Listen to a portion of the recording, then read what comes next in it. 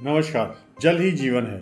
जल एल्कलाइन होना चाहिए या एल्कलाइज्ड होना चाहिए, ये भी एक ऐसी जानकारी है जिसके बारे में काफ़ी लोग चर्चा करते हैं। जल को हम एल्कलाइन करने के लिए सर्फ से भी एल्कलाइन कर सकते हैं। तो कितने लोग उसको पीना चाहेंगे? जल को एल्कलाइन करने के लिए किसी केमिकल से भी कर सकते हैं। कितने लोग पीना चाहेंगे? और अगर जल में से उसके नेगेटिव केमिकल्स हटा दिए जाएं तो क्या बचेगा? मिट्टी में न्यूट्रिएंट्स होते हैं, पोषक तत्व होते हैं, तभी वहाँ पर जो फसल उगती है उसमें पोषक तत्व आते हैं। तो क्या हम मिट्टी खा सकते हैं? जी नहीं, क्योंकि उसमें कीटाणु भी होते हैं, कई जीवाणु भी होते हैं, कई ऐसी चीज़ें होती हैं जो हमें नुकसान कर सकती हैं। बैक्टीरिया भी होते हैं, हार्मफुल बैक्टीरिया हमें नुकसान कर सकते हैं, इसलिए हम मिट्टी नहीं खा सकते। वायु में भी अच्छे तत्व भी हैं और खराब तत्व भी हैं। ऐसे ही इंसान में अच्छाई भी होती है, बुराई भी होती है। तो इंसान की बुराई हम अगर निकाल दें तो क्या बचेगा? अच्छाई बचेगी। ऐसे ही जल में से अगर हम उसकी नेगेटिव चीज़ निकाल दें, बुराई निकाल दें, तो क्या बचेगा? एल्कलाइन बचेगा, यानी कि ये एल्कलाइज्ड होगा।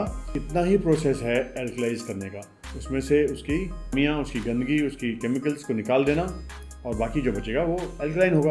अब हमें समझना ये है कि आज से 70 साल पहले, 100 साल पहले जल्दी से बीमारी क्यों नहीं होती थी? क्योंकि हमारे नदियों का जल, हमारे कुओं का जल एल्कलाइन होता था, एल्कलाइज्ड होता था और उसको लोग पीते थे और स्वस्थ रहते थे। आज हमारा जल एसिडिक हो रहा है, तेजाबी हो गया है, बीमारी ज़्यादा हो रही है। कई लोगों को कन्फ्यूजन ये होता है कि जल अगर एल्कलाइन पिएंगे तो नुकसान भी हो सकता है, शरीर में तेजाब बनता है, पेट में तेजाब बनता है। तो उसके लिए जानकारी ये होनी जरूरी है कि तेजाब कब और कैसे और कितना और क्यों बनता है। जब हम भोजन लेते हैं उस समय एसिड रिलीज होता है, उसके अलावा नहीं। उस खाने को तोड़ने के लिए रिलीज होता है। उसके अलावा पेट में हर समय एसिड नहीं रहता। अगर हर समय एसिड रहेगा तो बीमारी हो जाएगी, अल्सर्स हो जाएंगे, परेशानियां हो जाएगी। और जब पेट से भोजन छोटी आंत में चले जाता है तो छोटी आंत का जो एनवायरनमेंट है वो एल्कलाइन होता है। वहाँ पर पहुँचते पहुँचते लगभग 1 घंटे का समय लग जाता है। अब इस समय अगर हम जल पिएंगे हमारे को लाभ करेगा।